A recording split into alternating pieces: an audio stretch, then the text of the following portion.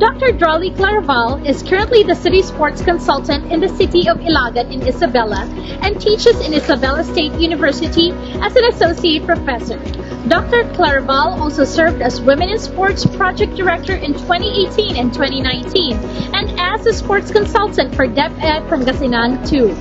Further, she has also published researches on sports management and athletic competitions and is also a proud member of the Philippine Team Master.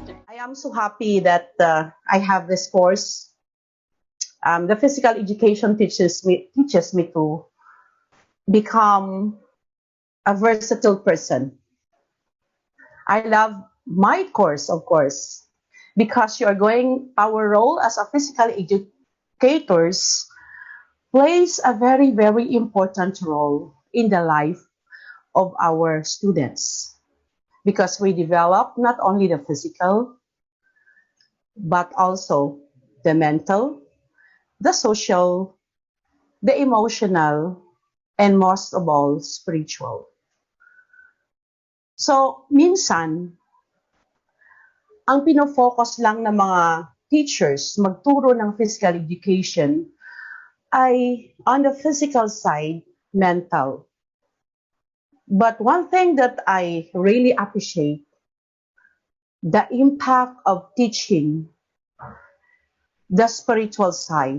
Because according to the Bible in Matthew 6:33, seek ye first the kingdom of God and His righteousness, and all these things shall be added unto you. No, focus on it. Kasi dito ko nakikita in my 25 years of teaching physical education, if you include spiritual aspect, nadidevelop ng husto at nagiging maayos sila na professionals someday. So, aside from a physical educator, I also engaged myself in a lot of activities in our community. Sa sports po, we also developed mga grassroots ng ating mga kabataan. So here in City of Ilagan, we are so proud and we are so happy that we already hosted international events. So we already hosted the SEA-Youth, Southeast Asian Youth competition.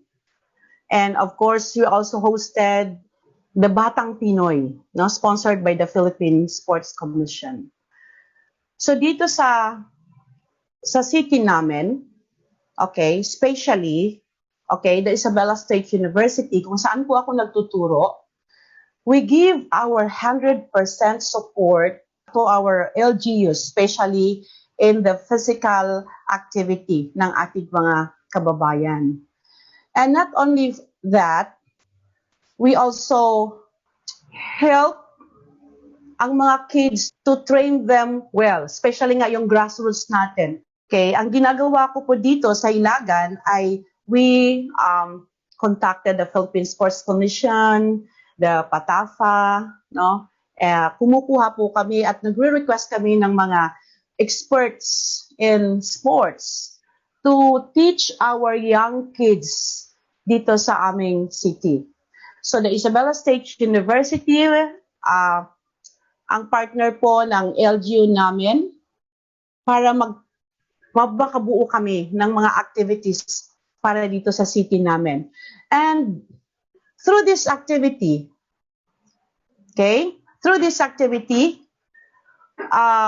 we produce good athletes in our city.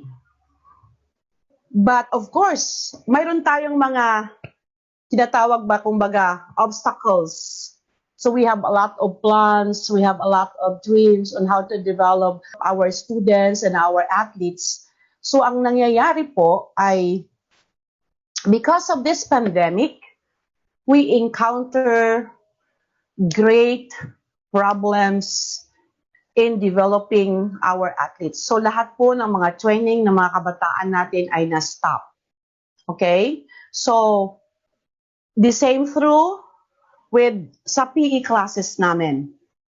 So we have a very limited time in conducting our classes through virtual activity kasi we understand that some our students ay hindi po sila, they don't have enough loads to sustain yung lahat na kanilang mga classes. So, our university required us to just meet our students for 15 minutes only, just to give them instructions what to do in their classes.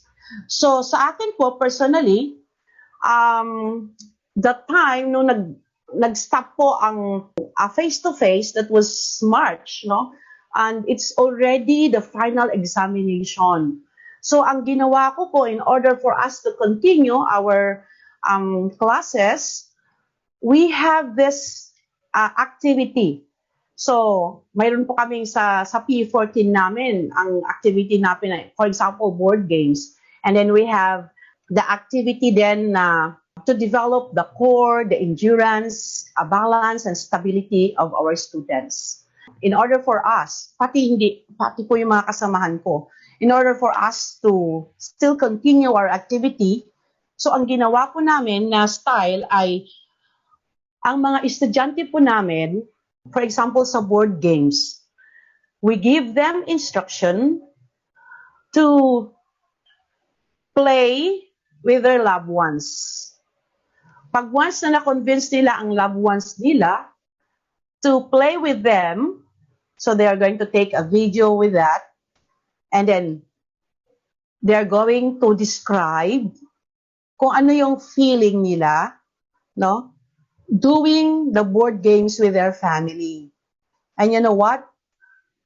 Yung impact ay sobrang ganda, nakakatuwa. There are some of my students in civil engineering, sabi nila doon sa comment nila na they're so thankful that through this pandemic, they have bonding with their family. The last time that they played board games with his father was during 10 years ago. So, because of this pandemic, sabi niya doon sa comment niya, ay na-restore uli yung relationship nila, no, as father and son. And not only that, pagdating naman sa ibang board games like Scrabble, so they invited the mother, the father, the brothers and the sisters, and the whole family.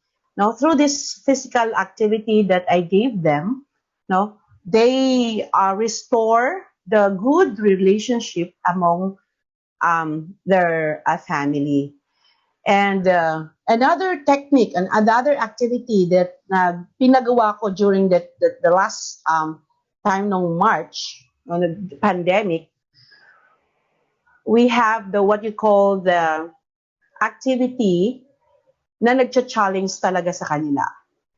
So, kahit nag-iisa sila, no, ang sabi ko, gawin niyo in order for you to improve your speed, you improve your cardio, improve your stability, you do the different kinds of the circuit activity at home. So kung makikita ninyo, yung effect nun ay ibang klase din. So based doon sa kanilang mga comment and activity and evaluation na binigay ng mga estudyante ko, okay, sobra silang na-excite doon sa activity nila because they are doing it not only sa kanilang daan, but ginagawa pa din po nila sa rice field, ginagawa po nila sa bundok, at ginagawa po nila within doon sa kanilang community. So, bawat isa sa kanila ay gumagawa-gawa, no, ng paraan para matuloy nila ang kanilang activity and their requirements in physical education. So, they are not just doing these things. No? I always encourage them that they're not going to do these things just because of their grades. Sabi ko palagi sa kanila, please do this activity not only for the grades, but please do this activity or perform this activity because it will help a lot to boost your immune system. It will help a lot and it give you a lot of benefits, no, physically. So, yun ang motivation ko palagi sa kanila. And based in their evaluation, right after giving them different kinds of activity, okay, I give them a activity, for them to follow. So after that, they're going to make an evaluation and the impact of that activity in their lives. At doon nakikita ko na they're so happy doing it. At nakakatuwa pa minsan, okay, ang kanilang nanay ang nagvi-video sa kanila, ang kanilang tatay, kapatid. And then they are also doing that. So, if for example, if they're going to do the running in the morning, they're going to run with their mother, their father, sometimes their brother and sisters. So, makikita po natin yan kasi binidvideo po nila. So, doon makikita mo na they're not just doing these things because of the grade. Of course, aside from that, they are enjoying, what they are doing. So, ang pinakamahalaga, sa kanila ay tayo mga physical educators, ipapakita din natin sa kanila na we are doing it. For example, kami sa family ko, my family during the pandemic, na nakikita nila yan sa video or sa post ko sa Facebook, that we are, the whole family are doing the physical activity. All my children, they are doing the physical activity with me. So iba-iba kasi all of them are engaged in sports also. They are engaged in tennis, engaged in taekwondo.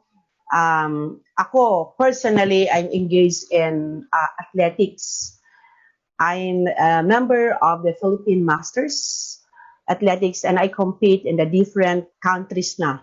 And I maintain my strength and I maintain my physical condition in order for me to keep doing kung ano yung gusto ko. So, as an athlete, I love doing it.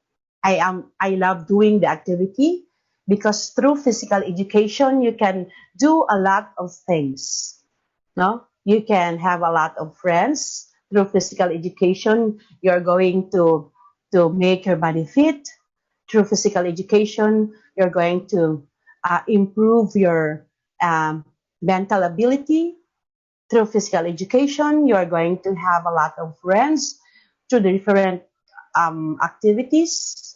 And at the same time, because of your involvement to the different activities, exposing yourselves to the different people around you, you're going to develop your emotion.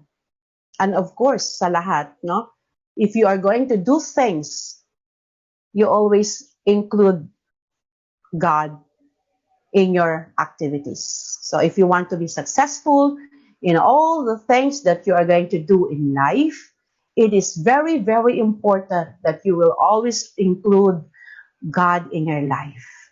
Okay? So, that activity, yung ngayong pandemic, I'm not only doing the physical activity teaching students, but aside from that, I'm also engaging myself in therapy. So I have my therapy center helping people easing their pains in their chronic and acute pains, people na hirapan maglakad, stroke patients, people with chronic frozen shoulders, basta lahat po ng mga activity, okay, lahat po ng mga physical pains ay dito sa center ko ginagawa ko din po yan. So, I am so happy that I have this opportunity with you this morning.